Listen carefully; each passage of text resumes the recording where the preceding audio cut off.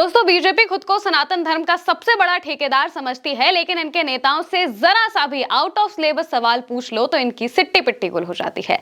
बिल्कुल ऐसा ही हुआ है बीजेपी प्रवक्ता अजय आलोक के साथ। सोमनाथ के मुद्दे पर बीजेपी प्रवक्ता डिबेट करने के लिए पहुंचे थे। उन्हें लगा था कि भाई नेहरू को गाली देकर उन पर सवाल करके वो अपनी डिबेट में नंबर बढ़वा लेंगे, लेकिन कांग्रेस प्रवक्ता पूरी तैयारी के साथ आए थे। कांग्रेस प्रवक्ता दीपक झा ने सिर्फ एक सवाल पूछा और अब बीजेपी की जगह जगह किरकिरी हो रही है, क्योंकि बीजेपी प्रवक्ता उस सवाल का जवाब नहीं दे पाए।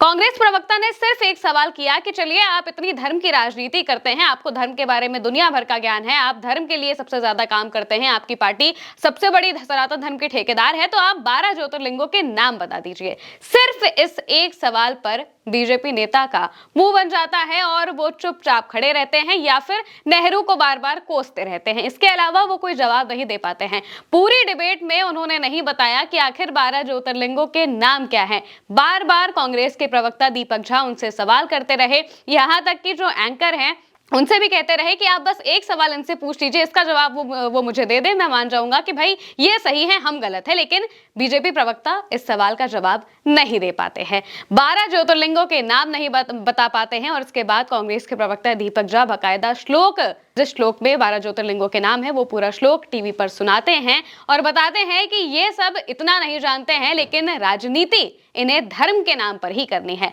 धर्म के बारे में बिना कुछ जाने समझे, बिना कोई जानकारी रखे वो चले आते हैं और सिर्फ सोचते हैं कि नेहरू को कोसकर उन पर हम सवाल उठाकर कुछ भी कर सकते हैं।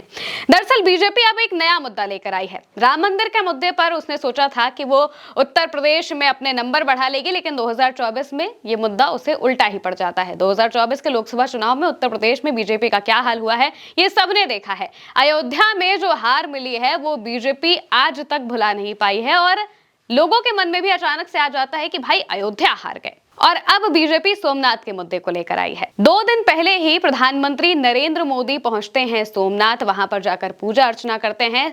सोमनाथ स्वाभिमान वर्ष मनाया जाता है और कहा जाता है कि भाई 1000 साल पहले सोमनाथ पर यहां हमला किया था गजनवी ने और सोमनाथ आज भी खड़ा है, वैसा ही खड़ा है। इसलिए बीजेपी कहती है कि भाई सोमनाथ पर हमले के 1000 साल पूरे हुए हैं, तो इसलिए हम सोमनाथ स्वाभिमान जो वर्ष है वो मनाएंगे, उसकी जो वर्षगांठ है मनाएंगे। अब बीजेपी ये करती है एक तरफ, और वहीं दूसरी तरफ उन्हें लगता है कि वो डिबेटें करके वो जगह जगह पर इस पर एक नैरेटिव सेट कर देंगे, लेकिन ये नैरेटिव उन पर उल्टा पड़ चुका है। ये नैरेटिव बीजेपी का बहुत कुछ काम नहीं आया। वहां पर जाकर नरेंद्र मोदी डमरू तो बजा लेते हैं, लेकिन जनता के मन में कुछ खास चीजें उठती नहीं हैं। अब इसको लेकर गोदी मीडिया में बकायदा डिबेट्स छिड़ती हैं। पूछा जाता है कि भाई 1951 में नेहरू ने क्या किया था, उस वक्त उन्होंने चिट्ठी लिखकर राजेंद्र प्रसाद को सोमनाथ जाने से रोकने की कोशिश क्यों की थी, उस पर वो नाराजगी क्यों जताने लगे थे। ये सब को देखते हुए जो बीजेपी के प्रवक्ता हैं वो जाते हैं और कहते हैं कि भाई नेहरू ने ये किया, नेहरू ने वो किया, नेहरू सनातन के विरोधी थे, नेहरू हिंदुओं के विरोधी थे और दुनिया भर की बातें वो बताने लगते हैं।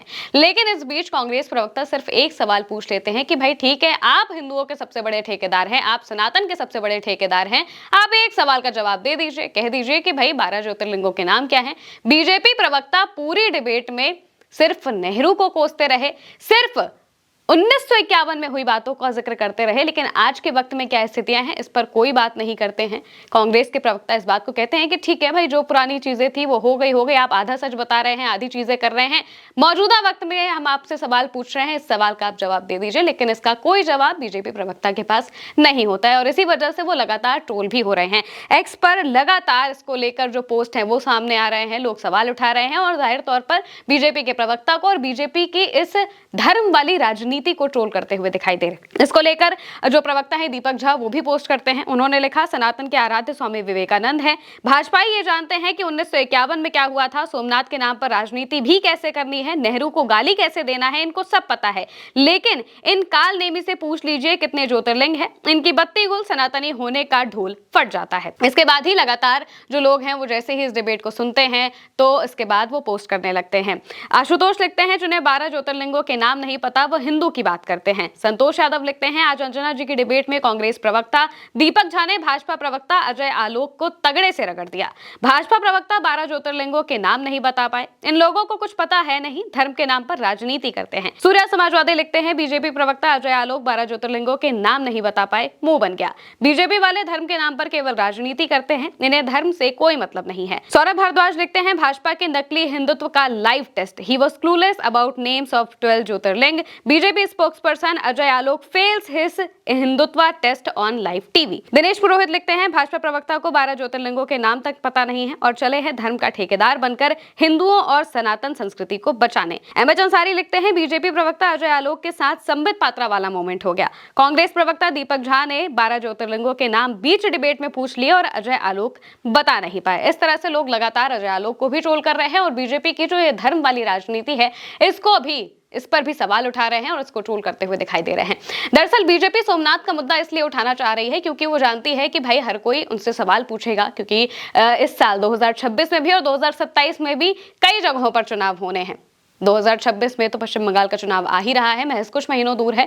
2027 में उत्तर प्रदेश समेत कई बड़ी जगहों के चुनाव हैं, जिनमें से एक गुजरात भी है। गुजरात में भी 2027 में चुनाव होना है और बीजेपी अभी से टेम्पो सेट करने की कोशिश कर रही है। ये सेट करने की कोशिश कर रही है कि भाई हमें राजनीति किस मुद्दे पर करनी है, और इसी वजह से सोमनाथ के मुद्दे को वो लेकर आए हैं, क्योंकि मंदिर मस्जिद के ऊपर आज तक बीजेपी की राजनीति नहीं उठ पाई है। लेकिन अब ये जो प्रोपेगेंडा है, ये जो चीजें हैं, ये जनता भी समझ चुकी है और जाहिर सी बात है कि विपक्ष के लोग भी समझ चुके हैं कि आखिर बीजेपी की कौन सी नब्ज दबानी है, कहां पर जाकर ये रुकेंगे। और वही करते हुए कांग्रेस के प्रवक्ता यहां पर दिखाई भी दिए। बीजेपी के प्रवक्ता की ऐसी नब्ज दबा दी जिसका जवाब उनके पास नहीं था। आप इसको लेकर क्या कहेंगे, कमेंट में बताइएगा। मैं हूं महिमा और आप देखते रहिए उल्टा चश्मा यूसी।